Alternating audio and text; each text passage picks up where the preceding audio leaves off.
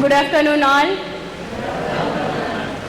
Thank you Prasad sir and thank you principal sir. ಒಂದು ಫ್ಯಾಮಿಲಿಯಲ್ಲಿ ಒಬ್ಬ ಮೇನ್ ಪರ್ಸನ್ ಯಾರು ಇರ್ತಾನೆ ಅವನ ಮೇಲೆ ಎಲ್ಲರೂ ಡಿಪೆಂಡ್ ಆಗಿರ್ತೀವಿ, 8ರಿಂದ 10 ಜನ ಡಿಪೆಂಡ್ ಆಗಿರ್ತೀವಿ. ಸೊ ಆ ವ್ಯಕ್ತಿ ಏನಾದರೂ ಅಡಿಕ್ಷನ್ಗೆ ಒಳಪಟ್ಟರೆ ಯಾವ್ಯಾವ ರೀತಿ ಪ್ರಾಬ್ಲಮ್ಸ್ನ ಫೇಸ್ ಮಾಡಬೇಕಾಗುತ್ತೆ ಅನ್ನುವಂಥದ್ದು ಕೋಡಿಪೆಂಡೆನ್ಸಿ ಅಂದರೆ this is 4th largest family killing disease.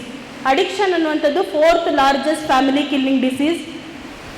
ಮತ್ತು family sufferings and sacrifices. Families ಎಷ್ಟು ಯಾವ್ಯಾವ ರೀತಿ ಸಫರ್ ಪಡ್ತಾರೆ. ಒಬ್ಬ ಅಡಿಕ್ಟಿವ್ ಪರ್ಸ್ನಾಲಿಟಿ ನಮ್ಮ ಮನೇಲಿ ಇಟ್ಕೊಂಡು ಅವನನ್ನು ನೋಡ್ಕೊಳ್ಳೋದಿರ್ಬೋದು, ಅವ್ನು ಮಾಡ್ಕೊಂಬಂದಿದ್ದು ಎಲ್ಲ ಚೇಷ್ಟೆನೂ ಟಾಲರೇಟ್ ಮಾಡುವಂಥದ್ದು ಇರ್ಬೋದು. ಅಂದರೆ ಕುಡ್ಕೊಂಬಂದ್ಬಿಟ್ಟು ಯಾವ್ಯಾವ ರೀತಿ ಇವಾಗ ನಿಮ್ಮ ಮನೆಗಳಲ್ಲಿ ಇಲ್ಲದೆ ಇರ್ಬೋದು, ಅಥವಾ ನಿಮ್ಮ ಬೀದಿಲಿ ಅಥವಾ ನಿಮ್ಮ ಏರಿಯಾದಲ್ಲಿ ಅಥವಾ ನಿಮ್ಮ ಊರಲ್ಲಿ ಅಡಿಕ್ಷನ್ ಮಾಡಿದಂತಹ ಒಬ್ಬ ವ್ಯಕ್ತಿ ಯಾವ್ಯಾವ ರೀತಿ ವರ್ತನೆ ಮಾಡಿರ್ತಾನೆ ಅಂತ ನಿಮ್ಗೆ ಒಂದಲ್ಲ ಒಂದು ರೀತಿಯಲ್ಲಿ ಅಥವಾ ನೋಡಿರ್ತೀರ. ಸೊ ಎಲ್ಲದನ್ನು ಒಂದು ಹೆಣ್ಣಾಗಿರ್ಬೋದು ಅಥವಾ ಹೆಂಡತಿ ಆಗಿರ್ಬೋದು ಅಥವಾ ತಾಯಿ ಆಗಿರ್ಬೋದು ಯಾವ ರೀತಿ ಅವ್ರನ್ನ ಟಾಲರೇಟ್ ಮಾಡ್ತಾ ಹೋಗ್ತಾರೆ. ಮತ್ತು ಅಡ್ಜಸ್ಟ್ಮೆಂಟ್ಸ್ ಯಾವ್ಯಾವ ರೀತಿ ಅಡ್ಜಸ್ಟ್ಮೆಂಟ್ಸ್ ಇರುತ್ತೆ, ಮತ್ತು ಫೈನಾನ್ಷಿಯಲ್ ಸ್ಟ್ರೈನ್ ಇರುತ್ತೆ ಇವರಿಗೆ ಒಬ್ಬ ಅಡಿಕ್ಟಿವ್ ಪರ್ಸ್ನಾಲಿಟಿ ಮನೇಲಿದ್ದರೆ. ಮತ್ತು neglect of care. Family prioritise the patient ಅಂದರೆ ಏನು, ಆ ಅಡಿಕ್ಟಿವ್ ಪರ್ಸ್ನಾಲಿಟಿ ಇರುವಂತಹ ಒಬ್ಬ ವ್ಯಕ್ತಿನ ಕೇರ್ ಮಾಡ್ತಾರೆ. ಆ ಕೇರ್ ಮಾಡ್ತಾ ಮಾಡ್ತಾ ತನ್ನ ಬಗ್ಗೆ ತಾನು ನೆಗ್ಲೆಕ್ಟ್ ಮಾಡ್ತಾರೆ. ಅಂದರೆ ಸೆಲ್ಫ್ ನಮ್ಮ ಬಗ್ಗೆ ನಮಗೆ ಕೇರ್ ಇರಲ್ಲ. ಅಂದರೆ ಯಾರು, ತಾಯಿ ಆಗಿರ್ಬೋದು, ಹೆಂಡತಿ ಆಗಿರ್ಬೋದು, ಅಪ್ಪ ಆಗಿರ್ಬೋದು, ಅಕ್ಕ ತಂಗಿ ಆಗಿರ್ಬೋದು, ಇವರು ಇಷ್ಟು ಜನ ಒಂದು ಮನೆಯಲ್ಲಿ ಅಡಿಕ್ಟಿವ್ ಪರ್ಸ್ನಾಲಿಟಿ ಇರುವಂತಹ ಒಂದು ಮನೆಯಲ್ಲಿ ತನ್ನ ಬಗ್ಗೆ ತಾನು ಕೇರ್ ಮಾಡ್ಕೊಳ್ಳೋದನ್ನೇ ಬಿಟ್ಬಿಟ್ಟಿರ್ತಾರೆ. ಬರೀ ಆ ಪೇಷಂಟ್ನ ಅಂದರೆ ಅಡಿಕ್ಷನ್ಗೆ ಒಳಪಟ್ಟಂತಹ ಒಬ್ಬ ವ್ಯಕ್ತಿನ ಕೇರ್ ಮಾಡೋಕ್ಕೆ ಹೋಗ್ತಾರೆ ವಿನಃ ತಮ್ಮ ಬಗ್ಗೆ ತಮ್ಮ ಕೇರ್ನ ಬಿಡ್ತಾ ಹೋಗ್ತಾರೆ. ಮತ್ತು ಸೋಷಿಯಲ್ ಇಂಪ್ಯಾಕ್ಟ್ಸ್ ಲೈಕ್ ಏನು, ಒಬ್ಬ ಅಡಿಕ್ಟಿವ್ ಪರ್ಸ್ನಾಲಿಟಿ ಮತ್ತು ಸೋಷಿಯಲ್ ಅಂದರೆ ಸಮಾಜ ಎರಡಕ್ಕೂ ಆ ಫ್ಯಾಮಿಲಿ ತುಂಬ ಸಫರ್ ಪಡುತ್ತೆ. ಅಂದರೆ ಈ ಕಡೆ ಸಮಾಜಕ್ಕೂ ಮುಖ ತೋರ್ಸೋಕ್ಕಾಗಲ್ಲ, ಈ ಕಡೆ ಆ ಪೇಷಂಟ್ ಆ ವ್ಯಕ್ತಿನೂ ಬಿಟ್ಕೊಡೋದಕ್ಕಾಗಲ್ಲ. ಹಿಂಗೆ ಅಡಿಕ್ಷನ್ಗೆ ಒಳಪಟ್ಟಂತಹ ಗಂಡ ಆಗಿರ್ಬೋದು ಮನೆಯಲ್ಲಿದ್ದರೆ ಅವನನ್ನು ಬಿಡೋದಕ್ಕಾಗಲ್ಲ. ಅವನು ಮಾಡೋದನ್ನ ಎಲ್ಲ ಚೇಷ್ಟೆಗಳನ್ನ ಸಮಾಜ ಉಗುತ್ರೆ ಅಥವಾ ಬೈದರೆ ಅವ್ರಿಗೂ ಮುಖ ತೋರಿಸೋದಕ್ಕಾಗಲ್ಲ. Stigma and barriers. Breaking the silence, addressing the stigma. ಯಾವ್ಯಾವ ಥರ ಸ್ಟಿಗ್ಮಾಸ್ ಇದೆ, ಯಾಕೆ ಈ ಅಡಿಕ್ಷನ್ ಮಾಡುವಂತಹ ಒಬ್ಬ ವ್ಯಕ್ತಿ ಮನೆಯಲ್ಲಿದ್ದರೆ ಯಾಕೆ ಎಲ್ಲರೂ ಸೈಲೆಂಟ್ ಆಗಿರ್ತಾರೆ. Cultural stigma, shame, guilt, social disapproval ಏನು ಇವೆಲ್ಲ ಸ್ಟಿಗ್ಮಾಸು. ಕಲ್ಚರಲ್ ಸ್ಟಿಗ್ಮಾ ಏನು, ಒಬ್ಬ ಅಡಿಕ್ಟಿವ್ ಪರ್ಸನಾಲಿಟಿ ಮನೇಲಿದ್ದ ಅಂದರೆ ಶೇಮ್ ಆಗುತ್ತೆ. ಎಸ್ ಅಫ್ಕೋರ್ಸ್ ಶೇಮ್ ಆಗುತ್ತೆ. ನನ್ನ ಗಂಡ ಅಥವಾ ನನ್ನ ಪ್ರೀತಿಸೋ ಹುಡುಗ ಅಥವಾ ನನ್ನ ಅಪ್ಪ ಅಥವಾ ಯಾರೇ ಇರ್ಬೋದು ಅಡಿಕ್ಷನ್ ಮಾಡ್ತಾನೆ ಅಂದರೆ ನಮಗೆ ಶೇಮೇ, ಅದು ಶೇಮ್ ಆಗುತ್ತೆ. ನೆಕ್ಸ್ಟ್ ಗಿಲ್ಟ್ ಆಗುತ್ತೆ, ತುಂಬ ಗಿಲ್ಟ್ ಫೀಲ್ ಆಗುತ್ತೆ. Next social disapproval. ಆ ಸಮಾಜದಲ್ಲಿ ಅಥವಾ ನಾವು ಒಂದು ಕಾಲೇಜಲ್ಲಿ ಇರ್ಬೋದು ಅಥವಾ ನಾವು ನಮ್ಮೂರಲ್ಲಿರ್ಬೋದು ಸಮಾಜದಲ್ಲಿ ಅವ್ರಿಗೆ ಏನು ಡಿಸಪ್ರೂವಲ್, ಏನು ಘನತೆ ಗೌರವಗಳು ಸಿಗದೇ ಇರೋವಂಥದ್ದು ಇರ್ಬೋದು. Next fear of judgement. Addiction ಅನ್ನುವಂಥದ್ದು ಮೆಡಿಕಲ್ ಕಂಡೀಷನ್ನು, ಅದು ಮಾರಲ್ ಫೇಲ್ಯೂರ್ ಅಲ್ಲ. ಮತ್ತು ಲ್ಯಾಕ್ ಆಫ್ ಅವೇರ್ನೆಸ್. ಇದ್ರ ಬಗ್ಗೆ ಏನಕ್ಕೆ ಅಡಿಕ್ಷನ್ ಅವೇರ್ನೆಸ್ ಏನಿದೆ, ಸ್ಟೂಡೆಂಟ್ ಅವೇರ್ನೆಸ್ ನಾವು ಏನಕ್ಕೆ ಮಾಡ್ತಿರೋದು ಅಂದರೆ ಅಡಿಕ್ಷನ್ ಬಗ್ಗೆ ಲ್ಯಾಕ್ ಆಫ್ ಅವೇರ್ನೆಸ್ ಇದೆ. ಅವೇರ್ನೆಸ್ ಅಂದರೆ ಏನು, ನಿಮಗೆ ಗೊತ್ತೇ ಇಲ್ಲ. ಅಡಿಕ್ಷನ್ ಆಸ್ ಅ ಡಿಸೀಸ್ ಅನ್ನೋದೇ ನಾವುಗಳು ಒಪ್ಕೊಳ್ಳೋದಕ್ಕೆ ರೆಡಿ ಇಲ್ಲ, ಅಂದರೆ ಸಮಾಜ ಒಪ್ಕೊಳ್ಳೋದಕ್ಕೆ ರೆಡಿ ಇಲ್ಲ. ಅಡಿಕ್ಷನ್ ಅನ್ನೋಂಥದ್ದು ಒಂದು ಡಿಸೀಸು. ಇದ್ರ ಬಗ್ಗೆ ಲ್ಯಾಕ್ ಆಫ್ ಅವೇರ್ನೆಸ್ ಇದೆ. Pathways to recovery. ಇದು ಈ ಅಡಿಕ್ಷನ್ಗೆ ರಿಕವರಿಗೆ ಪಾತ್ವೇಸ್ ಇದೆ. ಅಡಿಕ್ಷನ್ಗೆ ಒಳಪಟ್ಟಂತಹ ಒಬ್ಬ ವ್ಯಕ್ತಿನ ರಿಕವರಿ ಮಾಡೋದಕ್ಕೆ ಪಾತ್ವೇಸ್ ಇದೆ. ಯಾವ್ಯಾವುದದು, ರಿಹ್ಯಾಬಿಟೇಷನ್ ಸೆಂಟರ್. ರಿಹ್ಯಾಬಿಟೇಷನ್ ಸೆಂಟರ್ ಅಂದರೆ ನಮ್ಮದು ಕೂಡ ನಮ್ಮ ಸಂಸ್ಥೆ ಏನಿದೆ ಮೈಂಡ್ ಕೇರ್ ರಿಹ್ಯಾಬ್ ಇದೆ ಅಲ್ವಾ, ಇದು ಒಂದು rehabilitation and de addiction centre. Early intervention ಮತ್ತು resilience. Early identification and screening. First addiction ಮಾಡುವಂತಹ ಒಬ್ಬ ವ್ಯಕ್ತಿನ ಕಂಡು ಹಿಡಿಬೇಕು. ಐಡೆಂಟಿಫೈ ಮಾಡಬೇಕು ಯಾವ್ಯಾವ ರೀತಿ ಪ್ರಾಬ್ಲಮಲ್ಲಿ ಸಿಗಾಕೋತಾ ಇದ್ದಾರೆ ಅಂತ. ಮತ್ತು ಕಮ್ಯುನಿಟಿ ಅಂದರೆ ಲೈಕ್ ಯಾರಾದರೂ ಒಬ್ಬ ವ್ಯಕ್ತಿ ಒಂದು ಕಮ್ಯುನಿಟಿ ಅಥವಾ ಒಂದು ಊರಲ್ಲಿ ಒಬ್ಬರು ಅಧ್ಯಕ್ಷ ಇರ್ಬೋದು ಅಥವಾ ಕೌನ್ಸಿಲರ್, ಏರಿಯಾ ಕೌನ್ಸಿಲರ್ ಇರ್ಬೋದು. ಹೆಲ್ತಿ ಲೈಫ್ ಸ್ಟೈಲ್ ಅಂದರೆ ನಮ್ಮ ಲೈಫ್ ಸ್ಟೈಲ್ ಏನಿದೆ ಮಾರ್ನಿಂಗ್ ಟು ಟಿಲ್ ನೈಟ್, ನಮ್ಮ ಲೈಫ್ ಸ್ಟೈಲ್ ಕರೆಕ್ಟಾದ ಜೀವನ ಶೈಲಿನ ಇಟ್ಕೊಳ್ಳುವಂಥದ್ದು ಇರ್ಬೋದು. ಸ್ಕಿಲ್ ಬಿಲ್ಡಿಂಗ್ ಡೆವಲಪ್ಮೆಂಟ್ಸ್, ಸ್ಕಿಲ್ಡ್ ಲೈಫ್ನ ರೂಢಿಸ್ಕೋಬೇಕಾಗುತ್ತೆ ನಮ್ಮ ಜೀವನಕ್ಕೆ. ಆವಾಗ ಈ ಎಲ್ಲ ರೀತಿಯ ತೊಂದರೆಗಳಿಂದ ಹೊರ ಬರ್ಬೋದು. ಮೈಂಡ್ ಕೇರ್ ರಿಹ್ಯಾಬ್ ಅಂದರೆ ನಮ್ಮ ರಿಹ್ಯಾಬ್ ಸೆಂಟರು, ಇದ್ರದ್ದು ನಂಬರ್ಸಲ್ಲಿ 2 ಇದೆ, 2 ನಂಬರ್ ಇದೆ. ಈ ನಂಬರ್ಗೂ ಕೂಡ ಯಾವುದೇ ಟೈಮ್ 24/7 ನಾವು ನಿಮಗೋಸ್ಕರ ಹೆಲ್ಪ್ ಮಾಡೋದಕ್ಕೆ ಲೈನಲ್ಲಿ ಇರ್ತೀವಿ. ಸೊ ಕಾಲ್ ಮಾಡ್ಬೋದು. Thank you so much. ಸ್ನೇಹಿತರೆ, ಅಲ್ಲಿ ಪ್ರಸಾದ್ ಅವರಿಗೆ ಮತ್ತು ನಮ್ಮ ಇಂಜಿನಿಯರಿಂಗ್ ಕಾಲೇಜು ಪದಾಧಿಕಾರಿಗಳಿಗೆಲ್ಲರಿಗೂ ಒಂದು ನಮಸ್ಕಾರ. ನಮ್ಮ ಸಾಮಾನ್ಯ ಕಾಲೇಜಲ್ಲಿ 2 ಗ್ರೂಪ್ ಇದ್ದೇವೆ, ಒಂದು ಪಾಸಿಟಿವ್ ಪೀರ್ ಗ್ರೂಪ್, ಒಂದು ನೆಗೆಟಿವ್ ಪೀರ್ ಗ್ರೂಪ್ ಅಂತಿದ್ದೇ ಇರುತ್ತೆ. ಇವಾಗ ಪಾಸಿಟಿವ್ ಪೀರ್ ಗ್ರೂಪ್ ಅನ್ನೋದು ಸಾಮಾನ್ಯವಾಗಿ ತಲೆ ಎತ್ತಿ ನಿಲ್ಲೋದಿಲ್ಲ. ಈ ನೆಗೆಟಿವ್ ಪೀರ್ ಗ್ರೂಪ್ ಭಾಳ ಪವರ್ ಇರುತ್ತೆ ಗೊತ್ತಾ, ಆ ಥರ ಇರುತ್ತೆ.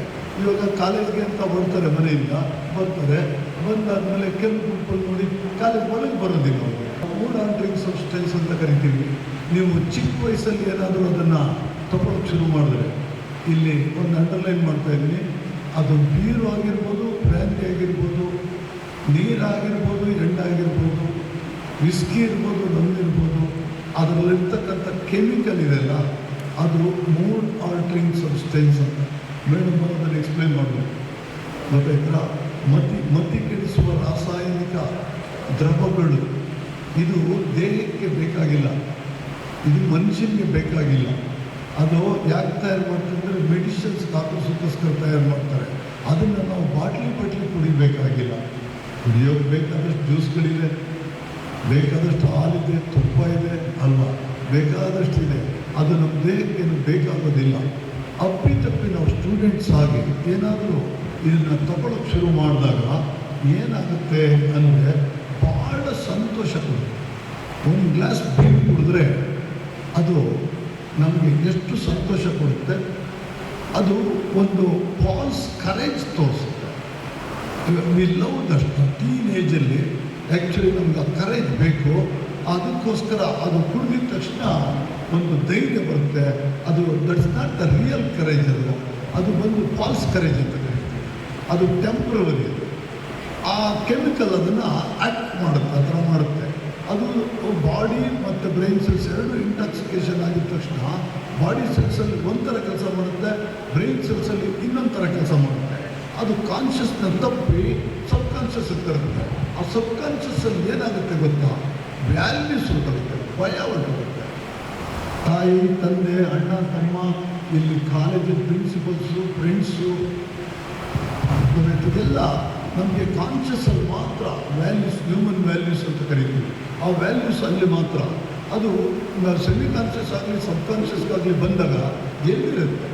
ನಮ್ಮ ತಂದೆ ಇರ್ಬೋದು, ತಾಯಿ ಇರ್ಬೋದು, ಮನೆಯಲ್ಲಿ ಅವರು ಕಷ್ಟಪಟ್ಟು ನಮ್ಮನ್ನು ಕಾಲೇಜಿಗೆ ಕಳಿಸ್ತಾರೆ. ಕಾಲೇಜಿಗೆ ಕಳಿಸಿದಾಗ ಅವರು ಗಂಡ ಹೆಂಡತಿ ಇಬ್ಬರು ಕಷ್ಟಪಟ್ಟು ನಮ್ಮನ್ನು ಕಾಲೇಜಿಗೆ ಕಳಿಸ್ತಾರೆ. ನಾವು ಓದೋಕ್ಕೆ ಶುರು ಮಾಡಿದಾಗ ಜವಾಬ್ದಾರಿ ಏನು, ನನಗೆ ವಿದ್ಯೆ ಬೇಕು. ವಿದ್ಯೆ ಯಾಕೆ ಬೇಕು? ಜ್ಞಾನ ಬೆಳಿಬೇಕು. ಆ ಜ್ಞಾನ ವಿದ್ಯೆ ಯಾಕೆ ಬೇಕು? ನನ್ನ ಕುಟುಂಬನ ಕಾಪಾಡಬೇಕು. ಅದು ರೆಸ್ಪಾನ್ಸಿಬಿಲಿಟಿ. ನಮ್ಮ ತಂದೆ ತಾಯಿಗಳು ನಮಗೆ ಅವ್ರದ್ದು ಕೆಳಗಡೆ ಬರುತ್ತೆ, ನಾವು ಅಪ್ ಆಗ್ತಾಯಿದ್ದೀವಿ. ನೋಡಿ, ಒಂದು 22, 23, 24, 25, 30 ಒಳಗೆ ನೀನು ಒಳ್ಳೆ ಸ್ಪೋರ್ಟ್ಸ್ಮನ್ ಆಗಬೇಕು, ವಿದ್ಯೆಯಲ್ಲಿ ಶಾರ್ಪ್ ಆಗಬೇಕು, ನೀನು ನಿನ್ನ ರೆಡಿ ಮಾಡ್ಕೋಬೇಕು. ಯಾತಕ್ಕೋಸ್ಕರ? ನಿನ್ನ ಕುಟುಂಬನ ಮೊದಲು ಕುಟುಂಬ ಬರುತ್ತೆ. ನಿನ್ನ ಕುಟುಂಬನೇ ಕಾಪಾಡೋಕ್ಕೆ ನಿನಗೆ ಶಕ್ತಿ ಇಲ್ಲ ಅಂದರೆ ಊರನ್ನ ಕಾಪಾಡ್ತೀಯಾ, ದೇಶನ ಕಾಪಾಡ್ತೀಯ? ನೀನು ಎಲ್ಲಿಂದ ಮಾಡೋಕ್ಕಾಗುತ್ತೆ? 15ನೇ ವಯಸ್ಸಿಂದ ಹಿಡಿದು 28ವರೆಗೂ ಇಂಪಾರ್ಟೆಂಟ್ ಏಜ್. ಅದು ಭಾಳ ಪ್ರಾಮುಖ್ಯವಾದ 15ರಿಂದ 28 ಅಷ್ಟು ಒಳಗಡೆ ನೀನು ನಿನ್ನನ್ನು ಹೇಗೆ ಬೆಳೆಸ್ಕೊಳ್ತೀಯ, ಹೇಗೆ ನಿನ್ನ ರೂಢಿಸ್ಕೊಳ್ತೀಯ, ಹೇಗೆ ನೀನು ನಡ್ಕೊಳ್ತೀಯ, ಅದು ಭಾಳ ಪ್ರಾಮುಖ್ಯ. 15 ವಯಸ್ಸಿಂದ 28 ವಯಸ್ಸೊಳಗಡೆ ನೀನು ಏನೇನು ರೆಕಾರ್ಡ್ ಮಾಡ್ಕೊಳ್ತೀಯ, ನಿನ್ನ ಒಳಗಡೆ ಶಕ್ತಿನ ಹೇಗೆ ಪ್ರತಿಬಿಂಬಿಸ್ತೀಯ, ಅದು ನೀನು ಲಾಸ್ಟ್ 70 ವರ್ಷ ಮುಂದೆ ಆದರೂ ಕೂಡ ಆ ಶಕ್ತಿ ನಿನ್ನ ಕಾಪಾಡುತ್ತೆ. ವಹಿಸ್ಕೊಂಡು ನೀವೇನು ಪ್ರಾಕ್ಟೀಸ್ ಮಾಡಿದ್ರು ನೀವು ಎಕ್ಸಲೆಂಟ್ ಆಗ್ತೀರಾ. ಗಿಟಾರ್ ಪ್ರಾಕ್ಟೀಸ್ ಮಾಡೋಕ್ಕೆ ಹೋಗಿ ಅದರಲ್ಲಿ ಮಾಸ್ಟರ್ ಆಗ್ತೀರಾ, ಫುಟ್ಬಾಲ್ ಆಡೋಕ್ಕೆ ಹೋಗಿ ಮಾಸ್ಟರ್ ಆಗ್ತೀರಾ, ಕ್ರಿಕೆಟ್ ಆಡೋಕ್ಕೆ ಹೋಗಿ ಮಾಸ್ಟರ್ ಆಗ್ತೀರಾ, ಜಿಮ್ಗೆ ಹೋಗ್ತೀರಾ, ಯೋಗ ಮಾಡ್ತೀರಾ, ಹೆಣ್ಮಕ್ಳು ಇರ್ಬೋದು ಗಂಡು ಮಕ್ಳು ಇರ್ಬೋದು. ನೆಗೆಟಿವ್ ಎಕ್ಸಾಂಪಲ್ ಎಷ್ಟು ಚೆನ್ನಾಗಿ ಬರುತ್ತೆ ನೋಡಿ. ಯಾಕೆ? ಹಾಲಿಲ್ವಾ, ಹಣ್ಣಿಲ್ವಾ, ಜ್ಯೂಸ್ಗಳಿಲ್ವಾ, ತುಪ್ಪ ಇಲ್ವಾ, ಮೊಸರು ಇಲ್ವಾ, ಎಂತೆಂಥ ಸ್ವೀಟ್ ಐಟಮ್ಸ್ ಇದೆ, ನಾನ್ ವೆಜ್ಜಲ್ಲಿ ಎಂತೆಂಥ ನಾನ್ ವೆಜ್ ಐಟಮ್ಸ್ ಇದೆ ಅಲ್ವಾ. ಏನು ಬೇಕಾದ್ರೆ ಯೂಸ್ ಮಾಡ್ಬೋದಲ್ಲ, ಅದನ್ನೇ ಯೂಸ್ ಮಾಡಿ. ಸಿಗರೇಟ್ ಅಂತೆ, ಅದರ ಆ ಸಿಗರೇಟ್ ಏನಾದರೂ ಹುಡುಗರು ನಿಮ್ಗೆ ಯಾವ ಥರ ಇದು ಮಾಡ್ತಾರೆ ಅಂದರೆ, ಈ ನೆಗೆಟಿವ್ ಪೀರ್ ಗ್ರೂಪ್ ಅಂತ ಇರುತ್ತೆ. ಅವ್ರ ಕೆಲಸ ಏನಂದರೆ ಕಾಲೇಜ್ ಬರೋದು ವಿದ್ಯೆಗೋಸ್ಕರ ಅಲ್ಲ, ಬೇರೆ ಹುಡುಗರಿಗೆ ಅವ್ರನ್ನ ಕಲಿಸಿ ಹಾಳು ಮಾಡೋದಕ್ಕೋಸ್ಕರ. ಯಾಕೆ ಅಂದರೆ ಅವನು ಎಷ್ಟೇ ಒಳ್ಳೆ ಹುಡುಗ ಆಗಿದ್ದರೂ ಈ ಡ್ರಗ್ಸು ತೊಗೊಂಡ್ಮೇಲೆ ಅವನ ಬ್ರೈನ್ ಸೆಲ್ಸ್ ಇಂಟಾಕ್ಸಿಕೇಶನ್ ಆದಮೇಲೆ ಅವನ ಒಳಗಡೆ ಈಕ್ವಲ್ ಆಗಿರುತ್ತೆ. ನೆಗೆಟಿವ್ ಪಾಸಿಟಿವ್ ಎರಡೂ ಇರುತ್ತೆ. ಪಾಸಿಟಿವ್ ಕೆಳಗಡೆ ಕೊಟ್ಟೋಗುತ್ತೆ, ನೆಗೆಟಿವ್ ಮೇಲೆ ಬರುತ್ತೆ. ಆಗ ತಾನು ಕೆಡೋದು ಅಲ್ಲ, ಎಲ್ರಿಗೂ ಹಂಚ್ತಾನೆ ಅವನು. ಸ್ವಲ್ಪ ದಿನ ಆದಮೇಲೆ, 1-2 ತಿಂಗಳಾದಮೇಲೆ ಅದೇ ಒಂದು ಗ್ಲಾಸ್ ಬೀರ್ಗೆ ಏನು ನಿನಗೆ ಖುಷಿ ಸಿಗ್ತಾಯಿತ್ತು ಅದು ಸಿಗಲ್ಲ, ಜಾಸ್ತಿ ಸೇರ್ಬೇಕಾಗತ್ತೆ. ಅಲ್ಲಿ ಪ್ರಮೋಟ್ ಆಯಿತು, ನಿನ್ನ ಬ್ರೈನ್ ಸೆಲ್ಸ್ ಆಯಿತು, ನರ್ವಸ್ ಸಿಸ್ಟಮ್ ವೀಕ್ ಆಯಿತು, ಲಿವರ್ ಸ್ಲೋ ಕೆಲಸ ಮಾಡೋ ಸ್ಟಾಪ್ ಆಯಿತು, ಊಟ ಮಾಡೋಕ್ಕಾಗೋದಿಲ್ಲ. ಯಾವಾಗ ಊಟ ಮಾಡೋಕ್ಕಾಗೋದಿಲ್ಲ, ಸಿಸ್ಟಮ್ ಕೆಡುತ್ತೆ, ನಿದ್ದೆ ಮಾಡೋಕ್ಕಾಗೋದಿಲ್ಲ. ನಿದ್ದೆ ಯಾವಾಗ ಒಳ್ಳೆ ನಿದ್ದೆ ನೀನು ಮಾಡಲಿಲ್ಲ, your education is completely switched off. ನಿದ್ದೆಗೂ ವಿದ್ಯೆಗೂ ಭಾಳ ಸಂಬಂಧ ಇದೆ. ಪ್ರಪಂಚದಲ್ಲಿ ಮುಖ್ಯವಾಗಲೂ ಮನುಷ್ಯನ ಬೆಳವಣಿಗೆ ಸಂತೋಷ ಯಾವುದು ಅಂದರೆ ಒಳ್ಳೆ ಊಟ, ಎರಡನೇದೇನು ಅಂದರೆ ಒಳ್ಳೆ ನಿದ್ದೆ, ಮೂರನೇದೇನೆಂದರೆ ವಿದ್ಯೆ.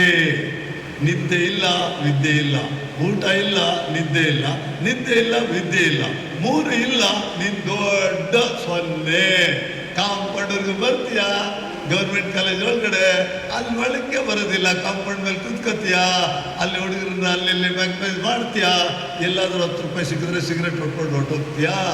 ನಿನ್ನ ದೇಹ ಟ್ರಾನ್ಸ್ಫಾರ್ಮೇಷನ್ ಆಗಿಬಿಡುತ್ತೆ, ಹುಚ್ಚಾಗೋಗ್ತೀಯಲ್ಲ, ಸಾಯೋದಿಲ್ಲ ನೀನು, ಹುಚ್ಚಾಗೋಗ್ತೀಯಲ್ಲ. That is called the drug addiction, alcohol addiction. ನೀನೊಬ್ಬ ದೇಹದ್ರೋಹಿ.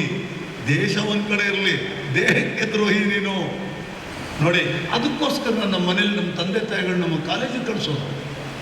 ನಾವು ಬೇರೆಯವರಿಗೆ ನಮಸ್ಕಾರ ಮಾಡ್ತೀವಿ, ಕೈ ಕುಲುಕ್ತೀವಿ, ಅದರ ಅರ್ಥ ಏನಂದರೆ ಗೌರವಿಸ್ತೀವಿ, ಆ ದೇಹನ ಗೌರವಿಸ್ತೀವಿ ಅಲ್ವಾ, ಪ್ರೀತಿ ಪ್ರೇಮದಿಂದ. ಅದೇ ಥರ ಈ ದೇಹನ ನಾವು ಕಾಪಾಡಬೇಕಲ್ವಾ. ಅದು ನೀವು ಯಾವುದೇ ಕಾರಣದಿಂದ ಕಾಲೇಜಲ್ಲಿ ಏನೇ ಸರ್ಕಮ್ಟೆನ್ಸಸ್ ಸಿಚುಯೇಷನ್ಸ್ ಇರಲಿ, ಯಾರಾದರೂ ಈ ಥರ ಹೇಳಿದ್ರೆ ನೀವು ಡ್ರಗ್ಸ್ ತೊಗೊಳ್ಳಿ, ಆಲ್ಕೋಹಾಲ್ ತೊಗೊಳ್ಳಿ ಅಂದರೆ ನಿಮ್ಮ ತಂದೆ ತಾಯಿಗಳನ್ನ ನಾಶ ಮಾಡ್ತಾ ಇದ್ದಾರೆ ಅಂತ ಅರ್ಥ, ನಿಮ್ಮ ಮನೇನ ನಾಶ ಮಾಡ್ತಾ ಇದ್ದಾರೆ ಅಂತ ಅರ್ಥ. ನಿಮ್ಮನ್ನೆಲ್ಲ ನಾಶ ಮಾಡ್ತಾ ಇರೋದು ನಿಮ್ಮ ಮುಖಾಂತರ ನಿಮ್ಮ ಕುಟುಂಬನ ನಾಶ ಮಾಡ್ತಾ ಇದ್ದಾರೆ ಅಂತ ಅರ್ಥ. ನಿಮ್ಮ ಮನೆಯಲ್ಲಿ ಸ್ವಲ್ಪ ದೊಡ್ಡ ಮಗ ಆಗಿದ್ದರೆ, ದೊಡ್ಡ ಮಗಳಾಗಿದ್ದರೆ ಎಲ್ಲ ಮಕ್ಕಳಿಗೂ ನೀನೇ ಮಾದರಿ ಅಲ್ವಾ. ನಿನ್ನ ಗುಣಗಳು, ನಿನ್ನ ನೀತಿಗಳು ಉಳಿದವರು ಕಲಿಬೇಕಲ್ವ, ಆ ಥರ ಮಾದರಿಯಾಗಿರ್ಬೇಕಲ್ವ. ನಿಮ್ಮ ಮನೇಲಿ ಮಕ್ಕಳಿಲ್ಲದಿದ್ದರೆ ಅಕ್ಕಪಕ್ಕದ ಮನೆಯವರು ಹೇಳ್ಬೇಕು, ನೋಡ್ರಿ ಅವಳಿದ್ದಾಳೆ, ಅವಳು ಇಂಥವ್ರ ಮಗಳಿದ್ದಾಳೆ, ಹೆಂಗೆ ನಡ್ಕೊಳ್ತಾ ಇದ್ದಾಳೆ, ಹೆಂಗೆ ಓದ್ತಾ ಇದ್ದಾಳೆ, ಇಂಥವ್ರ ಮಗ ಇದ್ದಾನೆ ನೋಡಿ ಹೆಂಗೆ ಓದ್ತಾನೆ ಅನ್ಬೋದಲ್ಲ. ನಾವು ಆ ನೆಗೆಟಿವ್ ಪೀರ್ ಗ್ರೂಪ್ ಹೋಗೋದು ಬದಲು ಪಾಸಿಟಿವ್ ಪೀರ್ ಗ್ರೂಪ್ ಏನಿದೆ ಇಲ್ಲಿ ಹೋಗೋಕ್ಕೆ ಶುರು ಆದರೆ everybody you can become a sportsman. ನೀವು ಗೌರ್ಮೆಂಟ್ ಕಾಲೇಜ್ ಅನ್ನೋದನ್ನು ಸೀರಿಯಸ್ ಆಗಿ ತಗೊಂಡು ಓದಿ. ನೀವು ಓದಿ ಒಳ್ಳೆ ಹೆಸರು ತರಬೇಕು, ಒಳ್ಳೆ ರೀತಿಯಲ್ಲಿ ಬರಬೇಕು. ಯಾವುದೇ ಕಾರಣದಿಂದ ಈ ಡ್ರಗ್ಸು ಆಲ್ಕೋಹಾಲ್ ಮುಟ್ಟಬಾರ್ದು. ನೀವು ಮುಟ್ಟಿದ್ರೆ ಅದಕ್ಕೆ ಅಡಿಕ್ಟ್ ಆಗಿಬಿಡ್ತೀವಿ ನಾವು. ನಮ್ಮ ಗುರಿ ತಪ್ಪೋಗುತ್ತೆ, ನಮ್ಮ ಮನೆ ನಾಶ ಆಗುತ್ತೆ, ನಮ್ಮ ಜೀವನ ನಾಶ ಆಗುತ್ತೆ. ನೀವು ಯಾರು ಅಲ್ಲಿ ಬೆಳಕಿಗೆ ಬರೋದಿಲ್ಲ. ನಾವೇನು ಮಾಡ್ತೀವಿ, ಅವ್ರ ಮನೆಯವ್ರನ್ನ ಕಾಂಟ್ಯಾಕ್ಟ್ ಮಾಡ್ತೀವಿ, ಅವನ್ನ ಕರ್ಕೊಂಡು ಹೋಗ್ತೀವಿ, ಅವನ್ನ ಇಟ್ಕೊಂಡು 3 ತಿಂಗಳು 4 ತಿಂಗಳು ಇಟ್ಕೊಂಡು ಅವನ್ನ ಕಂಪ್ಲೀಟ್ ಕ್ಲೀನ್ ಮಾಡ್ತೀವಿ. That is called the de addiction. 3 ತಿಂಗಳು 4 ತಿಂಗಳು ಇಟ್ಕೊಂಡು ಹೊಸ ವ್ಯಕ್ತಿಯನ್ನಾಗಿ ಪರಿವರ್ತಿಸ್ಬೇಕು ಅವನಿಗೆ. ಅದೇ ಇವತ್ತು ಮೈಂಡ್ ಕೇರ್ ಮಾಡ್ತಾ ಇರೋದು. ಇಷ್ಟು ಹೇಳಿ ನಮ್ಮ ಮಾತು ಮುಗಿಸ್ತೀವಿ. We are the responsible people. ನೀವು ನಮಗೆ ಕರೆದ್ರೆ ನಿಮ್ಮ ಏರಿಯಾದಲ್ಲಿ ಬಂದು ನೀವು ಪ್ರೋಗ್ರಾಮ್ ಮಾಡೇ ಮಾಡ್ತೀವಿ ಖಂಡಿತವಾಗಿ. ಗೊತ್ತಾಯ್ತಾ? ಓಕೆ.